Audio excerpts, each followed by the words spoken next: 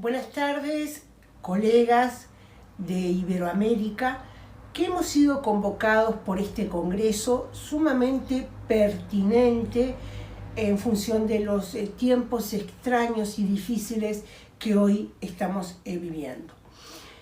Quiero colocar en conjunto, colectivizar con ustedes los resultados de una investigación relativa a la visibilización de la paternidad adolescente en contextos de pobreza, proyecto financiado por la Comisión Sectorial de Investigaciones Científicas de mi universidad, la Universidad de la República de Montevideo, Uruguay.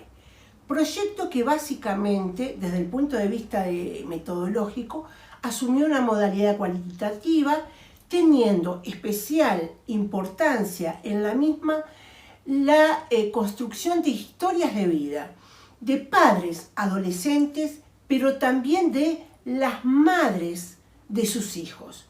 ¿Por qué en una investigación de paternidad entrevistamos a las madres, a las adolescentes mujeres? Porque intentamos de esa manera superar el sistema sexogénero, la concepción binaria del género, apuntando a colocar en diálogo las distintas perspectivas de acuerdo al sexo. Postura que también hoy está siendo superada ante la presencia con mucha fortaleza de la población LGTB, no solo en ámbitos políticos, sino también académicos. No obstante, en esta investigación apuntamos entonces a superar la visión dicotómica, pero manteniendo como dominio empírico los dos sexos, hombres y mujeres. Esa es la población, además, la muestra que se fue conformando a partir de la técnica de bola de nieve, no encontrando la presencia de otro tipo de sexualidades.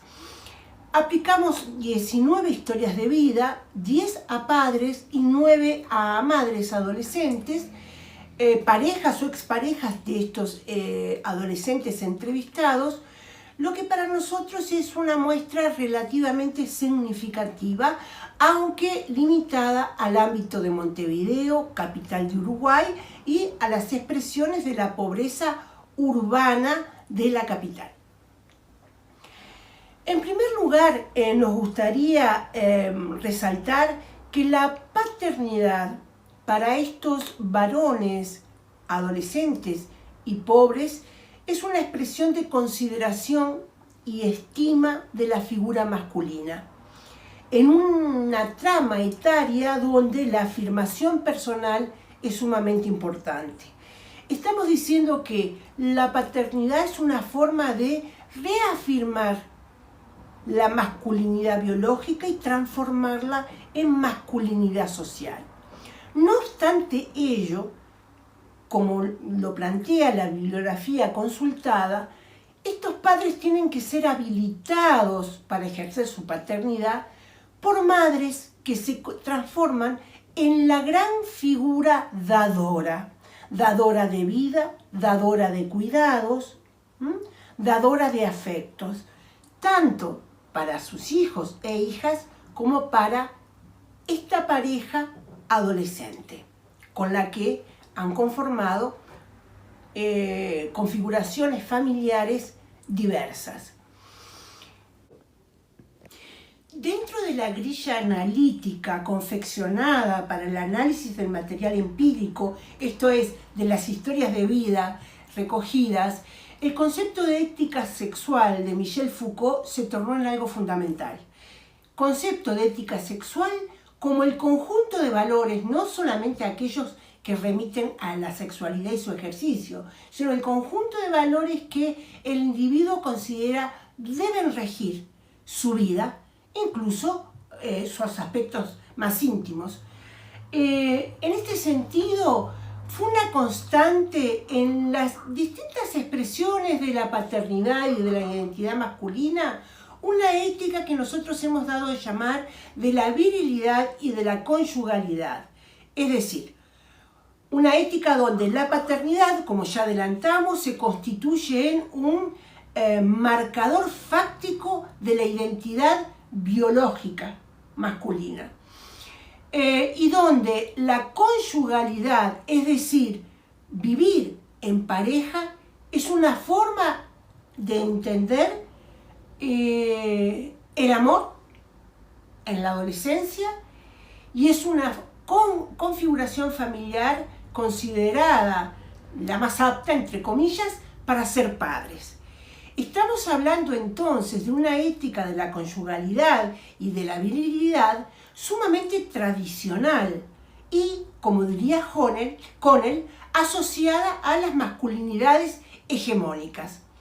Esto preocupa en la medida que estamos hablando de adolescentes, donde si bien es una etapa de afirmación psicosocial, es también una etapa de rebeldía. Entonces encontrarnos con formas tan tradicionales de entender lo masculino y formas tan tradicionales de entender lo femenino, tanto por los como por las adolescentes, es algo que tendría que ser revisto, considerado, analizado con mayor profundidad en vistas a las transformaciones sociales, culturales y políticas que este tiempo impone.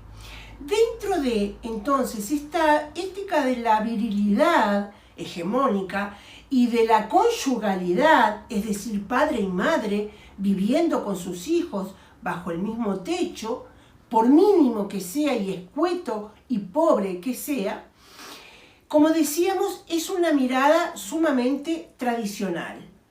Pero hay una variación. No encontramos aquí el padre terrible ni el padre legislador lacaniano, o en última instancia también el padre freudiano. Lo que encontramos son vínculos que estos adolescentes establecen con sus hijos casi fraternales, lúdicos, donde entonces la figura de la madre se torna en la figura que rige la vida familiar. Esta situación donde la conyugalidad y la virilidad dialoga con una figura materna muy potente, es exceptuada en aquellas situaciones en que el adolescente y la adolescente tienen experiencias laborales relativamente consolidadas dentro de su pobreza. Por lo tanto, es decir, adolescentes, hombres y mujeres que trabajan, que tienen una vida hogareña pautada por los tiempos del trabajo. Por lo tanto, encontramos en esta situación, de nuevo, en estas situaciones, la centralidad del trabajo que Marx otorgaba. Esto lo retomamos en las conclusiones. Que Marx otorgaba el trabajo como dador de sentido a una vida, configurador de nuestros lazos societales, conformador de las identidades, no solamente de la identidad como trabajador desde el punto de vista sociopolítico. Dentro, entonces, de estos padres que no son terribles ni legisladores, sino que son más padres que establecen relaciones fraterno-filiales, ¿verdad? Hay otro tema que es importante rescatar y que hacía nuestra grilla analítica, que son los sentidos dados al hijo. Es decir, en este tema es importante tener en cuenta que el hijo o la hija tienen un sentido particular para estos adolescentes. Son los hijos que reparan una vida ya dañada. El hijo es una dádiva para esta pareja, para el otro integrante de la pareja.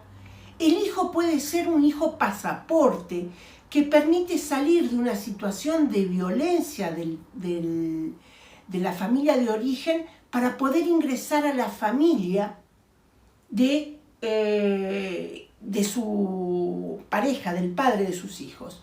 Entonces, además del concepto de ética de la sexualidad, tener en cuenta los significados que el hijo importa es algo fundamental para comprender este tema tan antiguo como lo es el embarazo adolescente.